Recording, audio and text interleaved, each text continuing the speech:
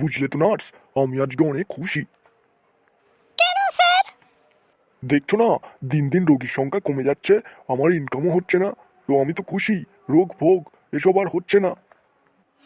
কি যে বলেন স্যার, আপনার ইনকাম কমে যাচ্ছে এতে আপনি খুশি?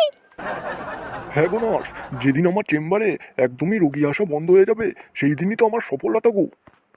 বাবার কালে এরকম ডাক্তার দেখিনি আমি। আচ্ছা, আমার একটা প্রশ্নের উত্তর দাও তো। কি স্যার? বলো তো, আমার গলায় যেটা ঝুলছে, মানে কানে দিয়ে আমরা যেটা পরীক্ষা করি, ওই যন্ত্রটির নাম কি?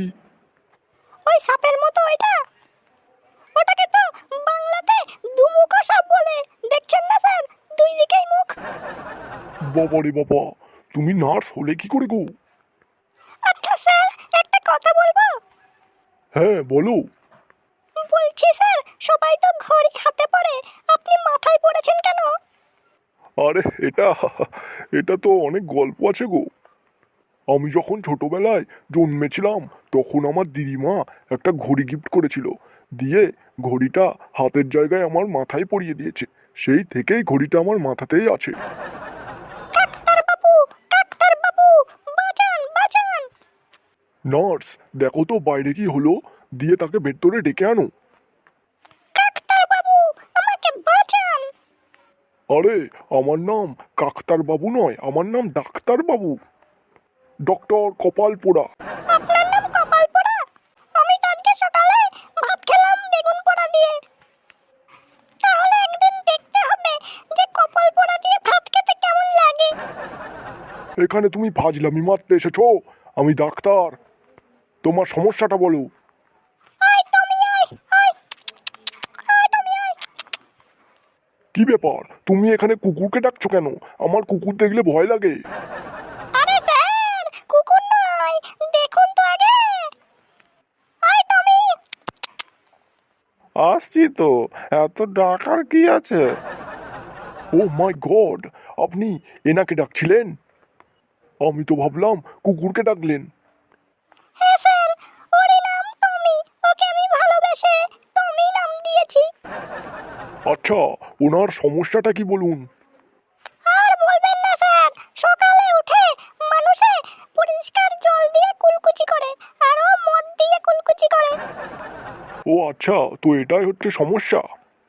না স্যার, শুধু এটাই নয়, সারা দিন ও মদ খেয়ে রাস্তায় পড়ে থাকে, বাড়িতে তো আসতেই পারে না, আর বাড়িও চিনতে পারে না। কি করা যায় একটু বলুন স্যার?